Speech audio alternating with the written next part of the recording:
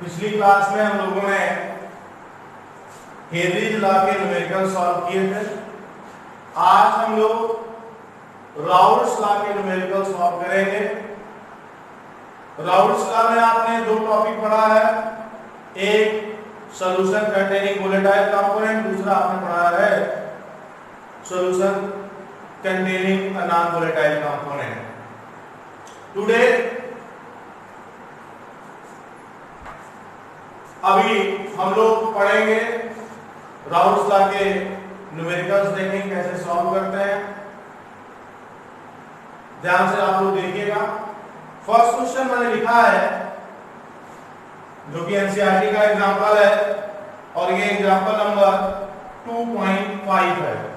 NCERT इनके पास है example number 2.5। Question क्या है, ध्यान से सुनिएगा। Vapour pressure of chloroform and dichloromethane.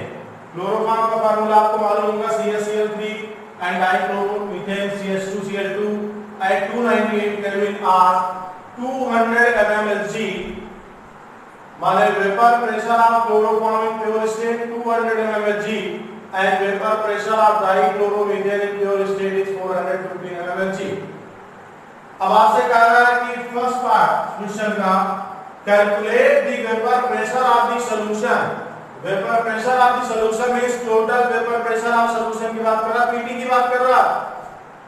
Prepared by mixing 25.5 gram chloroform and 40 gram of dichloromethane at 298 Kelvin। Question का सेकंड पार्ट है मोल fraction of each component in vapour phase. Each component, कितने component यहां पर? दो, एक क्लोरोफॉर्म एक dichloromethane, दोनों का मोल फ्रैक्शन वेपर फेज आपको निकालना है। अब आप देखिए आपको क्वेश्चन में क्या क्या गिवन है। You are given vapour pressure of chloroform in pure state 200 mmHg। Vapour pressure of dichloromethane in pure state 415 mmHg। Clear? Also you are given amount of chloroform and amount of dichloromethane और दोनों का amount दिया है। Chloroform का 25.5 ग्राम और dichloromethane का 40 ग्राम दिया है। क्लियर? हमारा जो फार्मूला है बेटा टोटल वेपर प्रेशर निकालने का वो है P total equal to P nought A chi A plus P nought B chi B। यहाँ A का मतलब कंपोनेंट A से है और यहाँ पर आपका कंपोनेंट A कौन है बेटा? क्लोरोफॉर्म। तो इसका मतलब vapour pressure of chloroform in pure state and mole fraction of chloroform plus vapour pressure of dichloromethane in pure state and mole fraction of dichloromethane. अब जरा आप देखो बेटे, आपको vapour pressure of chloroform and vapour pressure of dichloromethane in pure state तो given है, आपको mole fraction नहीं पता है, दोनों के मास गिवन है आपको। आप इनका क्या निकालोगे बेटा? इनका निकालेंगे क्या? मोल्स। तो मोल्स ऑफ क्लोरोफॉर्म और मोल्स ऑफ डाइक्लोरोमीथेन। अब जरा आप देखिएगा इनका मोल्स फाइंड आउट करने के लिए आप क्या करोगे? Mass divided by molar mass. Mass को क्या करोगे? इनके मोलर मास से डिवाइड कर दोगे तो क्या मिल जाएगा बेटा? इनका मोल। मोलर मास आपको निकालना आता है नहीं आता? जैसे क्लोरोफॉर्म है, कार्बन का 12, हाइड्रोजन का 1, क्लोरीन का 35.5 into 3, तो ये हो गया 13 और ये 35.5 को आप 3 से मल्टीप्लाई कर दोगे, 3 5 का 15, ये हो जाएगा 16 और ये हो जाएगा 10। माने क्लोरोफॉर्म का जो मोलर मास आएगा 119.5, आप इसको 119.5 से डिवाइड कर दोगे। अब डाइक्लोरोमीथेन, कार्बन का 12, हाइड्रोजन का 1 into 2, क्लोरीन का 35.5 into 2, तो ये हो गया बेटा 14 और प्लस ये हो गया 17, सॉरी 71, ये हो गया आपका टोटल 85। इसको आप क्या करोगे 85 से डिवाइड कर दोगे, तो दोनों के क्या मिलेंगे इनको डिवाइड करने के बाद मोल्स। अब इनके मोल्स कितने आएंगे बेटा, इनके मोल्स आपको मिल जाएंगे, इसका मोल कितना आएगा देखिए डिवाइड करके, दोनों के मोल्स अलग अलग आएंगे। 25.5 को डिवाइड करेंगे आप इससे 119.5 और ये आ जाएगा आपका, इसका मोल आएगा 0.213 और इसका जो मोल आएगा बेटा डाइक्लोरोमीथेन का वो आएगा 0.47, कितना आएगा 0.47। ये आपके दोनों के मोल्स आ गए। अब आपको क्या चाहिए बेटा मोल फ्रैक्शन, तो मोल फ्रैक्शन ऑफ क्लोरोफॉर्म जब आप निकालोगे तो क्या हो जाएगा, mole of chloroform upon mole of chloroform plus mole of dichloromethane. Chloroform का मोल आपने कितना निकाला 0.213, इसका मोल कितना हो जाएगा 0.213 और डाइक्लोरोमीथेन का मोल कितना पता आपको 0.47, तो 0.213 अपॉन ये हो जाएगा आपका बेटा 10, 5, 6 और ये हो जाएगा सॉरी ये 0.47, 0.213, 386, 0.683। अब आप इसको डिवाइड करो तो इसका मोल फ्रैक्शन आपको कितना आएगा, सॉल्व करिए तो मोल फ्रैक्शन ऑफ क्लोरोफॉर्म आपको कितना मिल जाएगा, ये सॉल्व करने के बाद 0.312, तो मोल ऑफ क्लोरोफॉर्म कितना मिला आपको, मोल्स ऑफ क्लोरोफॉर्म आपका कितना आ रहा 0.213, सॉल्व करोगे आएगा ये। अब आपको पता है कि mole fraction of chloroform plus mole fraction of dichloromethane equal to 1 होगा, तो mole fraction of dichloromethane equal to 1 minus moles of chloroform 1 minus 0.213। अब आप करोगे 1 से 0.213 को सब्ट्रैक्ट, ये हो जाएगा 7, ये हो जाएगा 8 और ये फिर आपका 9 to 0.787, ये हो गया आपका 0.787 आ जाएगा moles of dichloromethane.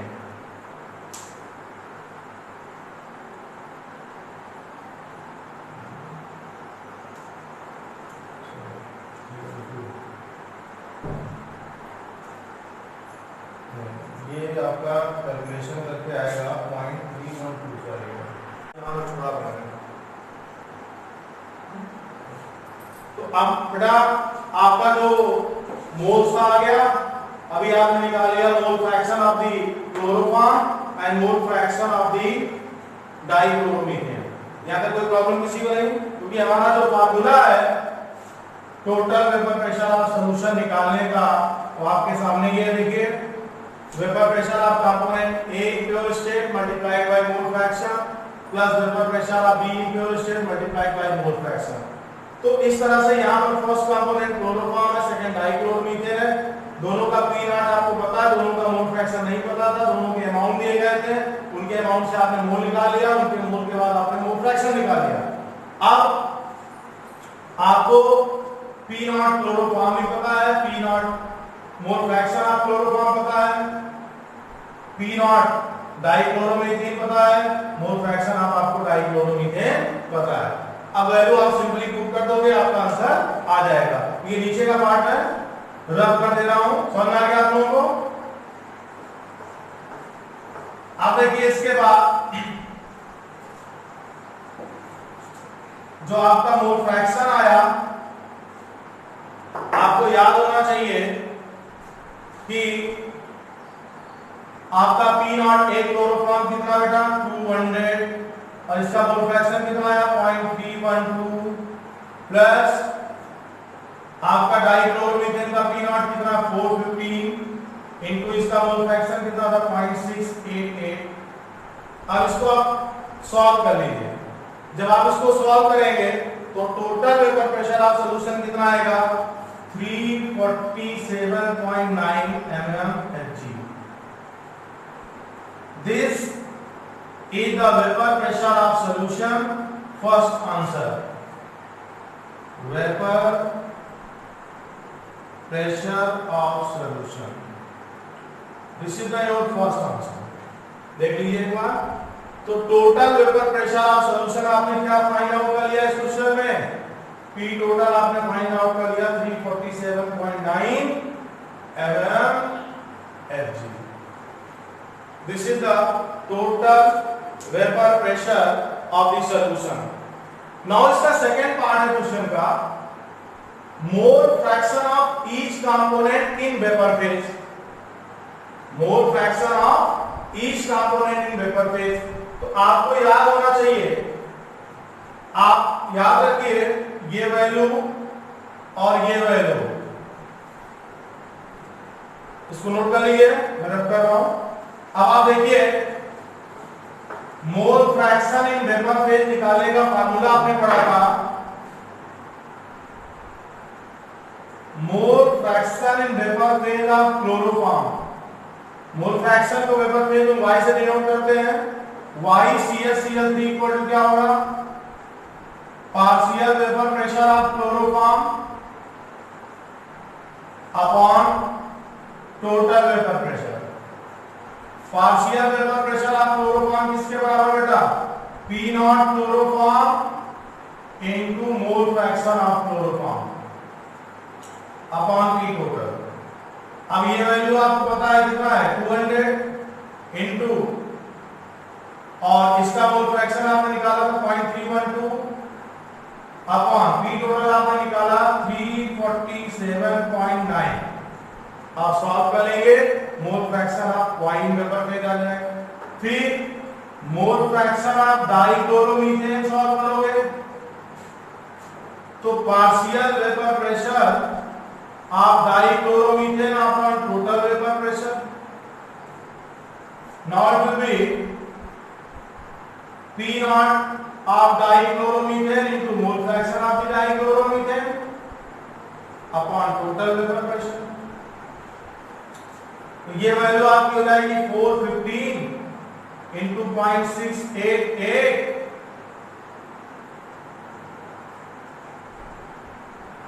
upon 347.9 mmHg। आप इसको सॉल्व कर लीजिएगा तो ये आंसर आ जाएगा।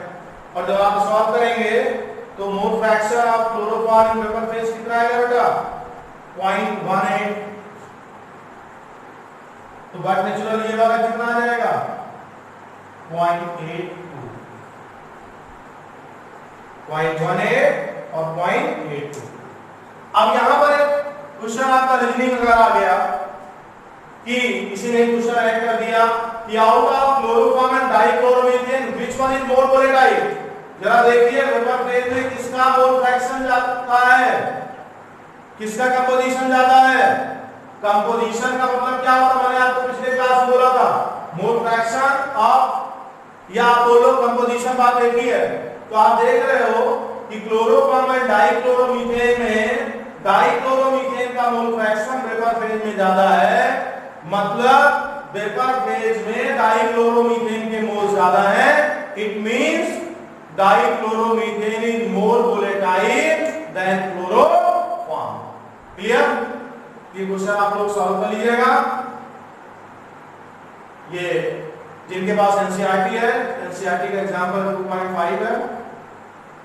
अगर उसके बाद भी किसी को डाउट हो तो वो पूछ सकता है। नेक्स्ट क्वेश्चन में लेते हैं। Now next question, which is the next question of NCERT 2.8। ये आपका एनसीईआरटी का नेक्स्ट क्वेश्चन है 2.8।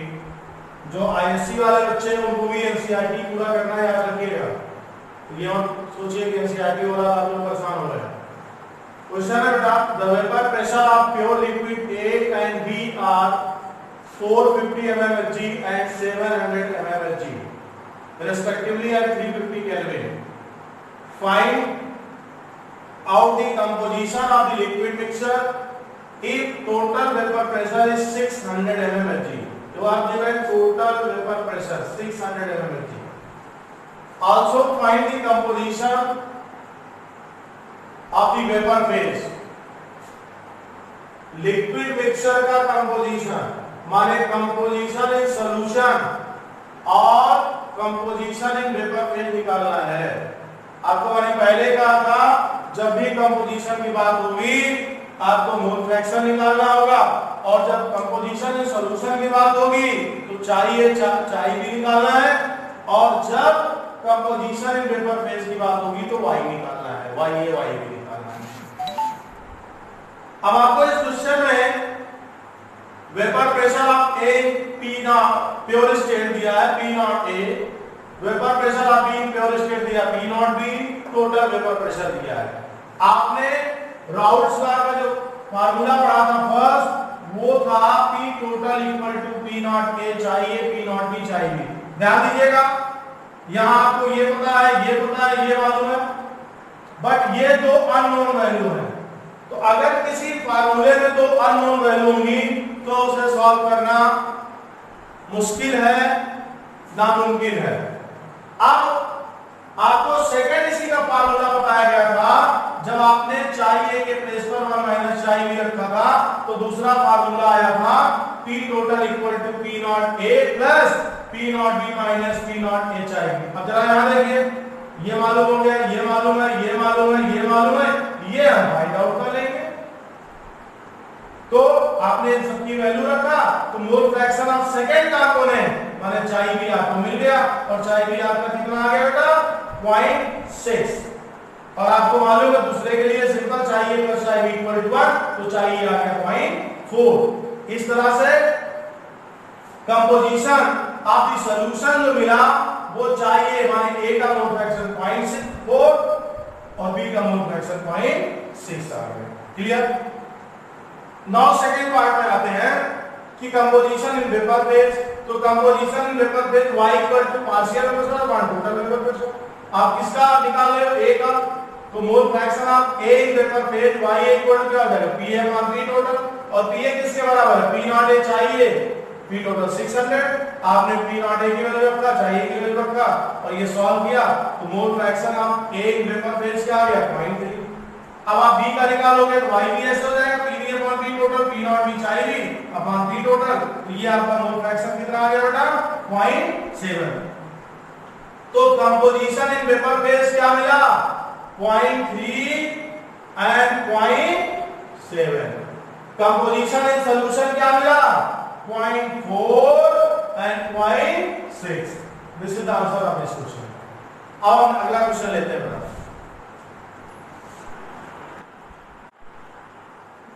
अगला सवाल देखिए बेटा, जो कि आपका एनसीईआरटी का क्वेश्चन नंबर एक्सरसाइज का है 2.15। एन एक्वस सॉल्यूशन ऑफ 2% मतलब 2 ग्राम सॉल्यूट होगा तो 98 ग्राम सॉल्वेंट होगा, टोटल मिलकर 100 ग्राम बनेगा। यहां पर अंडरस्टूड है, ये W/W की बात कर रहा, मास बाय मास की बात कर रहा। 2% non volatile solute exert pressure of 1.004 बार, माने vapour pressure of solution is PS is 1.004 bar at normal boiling point of the solvent. ये पॉइंट याद रखना है, नॉर्मल बॉइलिंग पॉइंट। जरा बताइए भैया, बॉइलिंग पॉइंट की डेफिनेशन क्या होती है? The temperature at which a vapour pressure exert the temperature at which the vapor pressure of a solution become equal to 1 atm, तभी तो बॉयल करेगा भैया। और जब आप स्टैंडर्ड बॉइलिंग पॉइंट की बात करते हो थोड़ा सा बढ़ जाती है वैल्यू, तो यहाँ पर नॉर्मल बॉइलिंग पॉइंट पर जो वाटर का वेपर प्रेशर होगा P नॉट, ये फिक्स वैल्यू है 1.013 बार। तो PS is 1.004 bar and P naught A is equal to 1.013 बार। और 2% मतलब सॉल्यूट का मास कितना हो गया? 2 ग्राम। सॉल्वेंट का मास कितना हो गया? 98 ग्राम। आपको सॉल्यूट का मोलर मास फाइंड आउट करना है बेटा, माने एमबी फाइंड आउट करना है। वाटर का मोलर मास Ma आपको पता है नहीं होगा। अब आप याद करिए कि Raoult's the second part for the non volatile solute. तो रिलेटिव लोअरिंग वेपर प्रेशर आपने फार्मूला पढ़ा था बेटे, P nought A minus PS upon P nought A is equal to WB into MA upon MB into WA।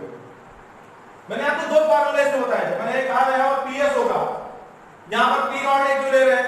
क्योंकि ये solution of dilute है 2%, माने solute काफी कम है, बहुत डाइल्यूट सॉल्यूशन है, तो इसलिए ये फार्मूला लगेगा।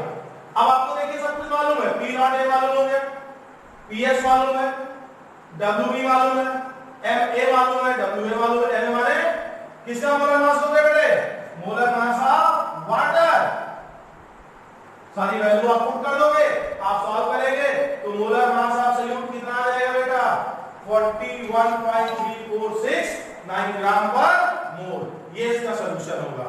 यहां पर मेन पॉइंट तो बच्चा फंसेगा, वो यही फंसेगा एट नॉर्मल बॉइलिंग पॉइंट। वो P नॉट A ढूंढने में दिक्कत करेगा, उसको P नॉट A नहीं दिखेगा।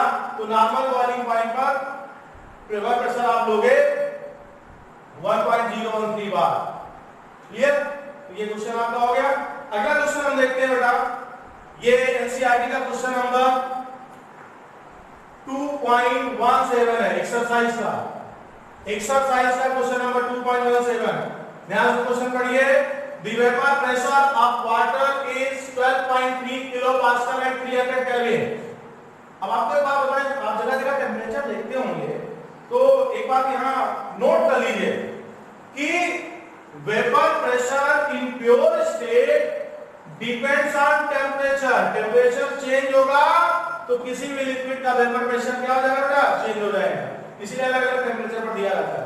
The vapour pressure of pure water is 12.3 kilopascal at 300 Kelvin. Calculate vapor pressure of 1 molar solution of A, solution of a non-volatile solute। आपको निकालना बेटा वेपर प्रेशर ऑफ सॉल्यूशन जिसकी कंसंट्रेशन कितना गुरु? 1 molar. अब आप 1 molar का मतलब 1 mole of solute dissolving 1 kg mass of solvent। लिख दिया मैंने यहाँ 1 molar solution means 1 mole of solute is present in 1 kg of water।